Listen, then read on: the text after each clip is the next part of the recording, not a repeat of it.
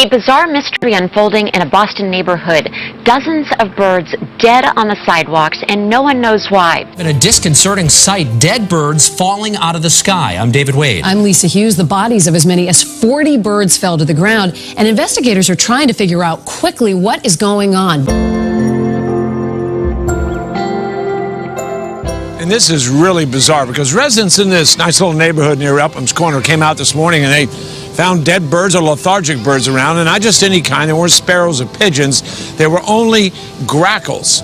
So with City Inspectional Services, the Animal Rescue League of Boston, trying to figure out what's going on around here. And it wasn't just that species of bird that was overcome. One resident's cat also fell ill and had to be euthanized. We don't know what's going on. So the Animal Rescue League of Boston and Inspectional Services were trying to figure it all out. So we're not sure what's going on, if there's an environmental toxin or if there's something that's some disease that's being spread around the birds. There was no sign of people feeding birds and no sign of poison. So right now, it's a big mystery. In El Reno over reports of wild birds dying by the dozens. His trained eye spotting something foul in El Reno. I stepped on something, and when I looked down, I saw it was a dead bird. And throughout the day, I kept seeing more and more dead birds. On seemingly every block, he'd find dead grackles and starlings, their numbers growing by the minute. I looked over this hill, and there was like 15, maybe 16 dead birds all under the same tree. It's both natural and it is concerning because we're not used to seeing birds in that number. It was too strange just to ignore like that.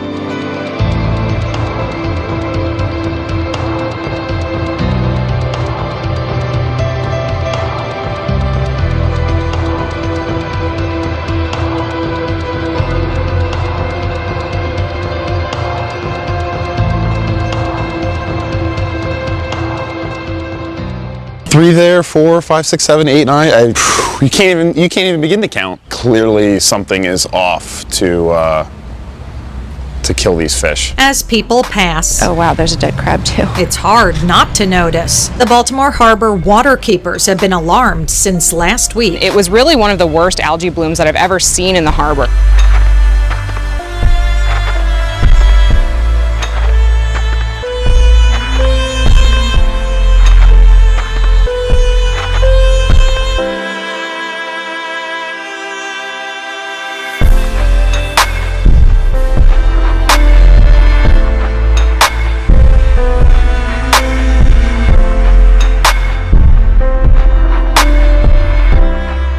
A 71-year-old man shot while working in his lawn. It is a chilling reminder of a city already in crisis. It's just absolutely ridiculous. I mean, you're not even safe in your own yard. The unbelievable video, another sign of the record-breaking violence plaguing some parts of Chicago. It's not a police issue, it's a society issue.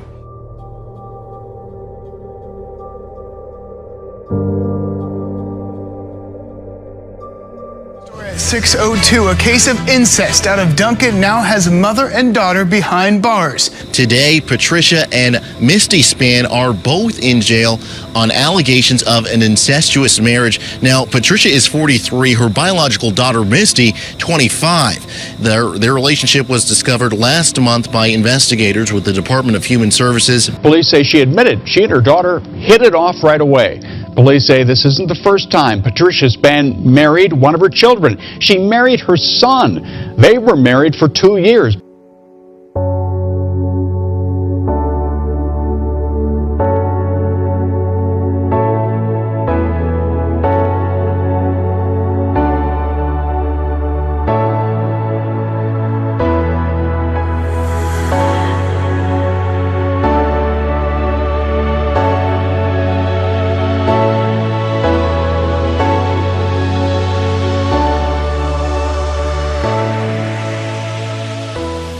On Fox, this story is a little bit out there. The story about a man turned dragon lady born in Phoenix, now living outside of Houston, Texas. But we want to warn you that what we're about to show you might be a little upsetting for some members of your family. It's not makeup or special effects. This is a real person. My name is Eva Tiamat Baphomet Medusa, also known as the Dragon Lady. Or for short, you can call her Tiamat. Tiamat is the Akkadian 5-headed dragon. And a legitimate question is, what is the dragon lady's preferred pronoun? I really prefer to be called an it, just like a snake. Besides transforming itself into a dragon, Tiamat is also a transsexual. Getting rid of my male genitalia, which I haven't done yet. It's on the chopping block. But how does one become a dragon? According to Tiamat, it's slowly, through body modification. My first modifications towards my reptilian transformation were my horns. In the year 2000, I got my third set of horns, which is what I have now.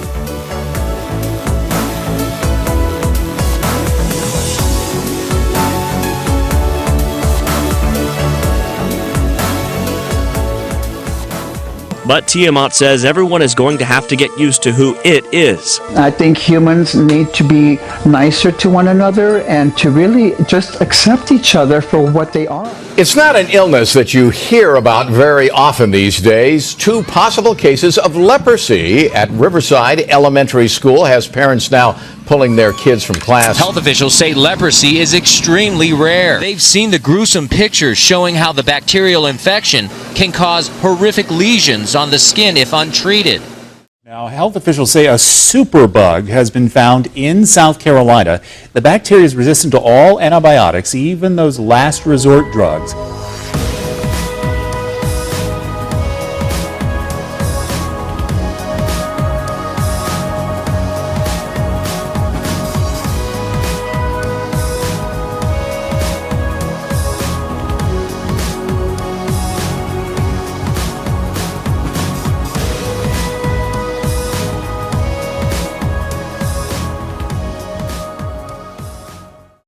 A mutated strain of lice is spreading across the country right now, including here in Southwest Florida. The so-called super lice is shown to be resistant to over-the-counter treatments. It's not just children, but adults getting them now too. They're becoming even more resistant to traditional treatments. Super lice are spreading and becoming even stronger. We have noticed that the resistance is higher. Sometimes they are, after we prescribe a certain shampoo, they're not working and they're coming back, and we're having to give them a second option or second treatment. Health officials warn they're running out of ways to treat gonorrhea. This as the number of cases are steadily increasing. It's a sexually transmitted disease that's outpacing treatments that just can't keep up. It's mutating. It's scary, so you just have to protect yourself and use condoms. Gonorrhea is getting trickier to treat. The disease has outgrown so many drugs, there's only one left. So gonorrhea is really specialized in adapting itself to be drug resistant. Syphilis is an STD that's been around for a long time, and it's still sensitive to the very first antibiotic, penicillin.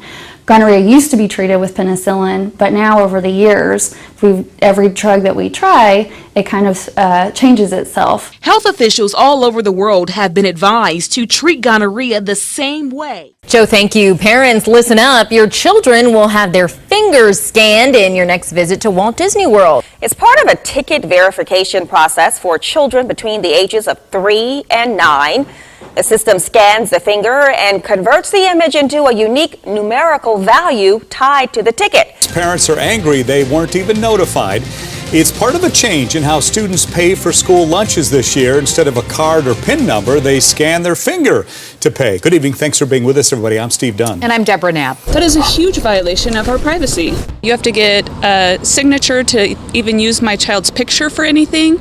And I think using their fingerprint for anything, you would definitely need a signature for that too. Artificial intelligence isn't that far away. In fact, it's inching closer and closer to you. The technology is getting better every day though, and it may not be long before it's good enough to recognize stars on TV long before you do. We put who they are, but we could also put, why they're there, what film they're in, and so you could get more information fed to you live video. Within 2 years, Sighthound even expects to see cameras in kids' toys, promoting more intelligent interaction. So even if you won't be the first in line to get devices with facial recognition, before long, it may be like so many other technologies, where you won't have a choice. I'm not just your friend, I'm your BFF. Well, West Point taking some heat tonight for a video showing the school's head football coach leading his players in prayer. The athletic director took the video down because it was clear that when some of the complaints started coming in, it was offensive to people. So why do we want to put a video that's going to be offensive to people on and keep it up there? You know, it's just like grinding salt into the wound, and you know, so people would criticize we took the video down, but we don't want to be offensive to people that are out there. You know, so maybe 90% of the people supported the prayer, but when you look at it from a legal basis, and from a legal standpoint, and then you look at it from a leadership standpoint, there were some concerns, and I think they're valid concerns. Head coach Jeff Monken delivered a congratulatory speech. Winning's tough, but you know what? We got a tough damn football. But afterward, Monken reportedly gestured for the team to kneel in prayer to Jesus. Our responsibility as leaders is to build inclusive teams, where everybody on our team feels that they are a valued member of the team, that they feel safe and secure, and that they feel that they are a contributing member. Stand firm in your faith, be courageous, be strong. 1 Corinthians 16:13, which meaning that we all just need to stand firm, you know. The whole school came together today. O'Donnell High School junior Katie Grubin explains what she posted on Facebook following the 10 Commandments at her school being covered up. Just one of hundreds of posts from students sharing their reaction, which sparked a community-wide conversation. It's one of the big things that O'Donnell's known for, is for keeping their faith strong no matter what. But the students took that frustration and turned it into a movement. Because of this, students have put verses on sticky notes and just around the hallways and stuff, so 2 verses and commandments they've been complaining about turned into 70 more verses. They have shown the kind of people that they are. They believe in the 10 Commandments and they want to stand up for it.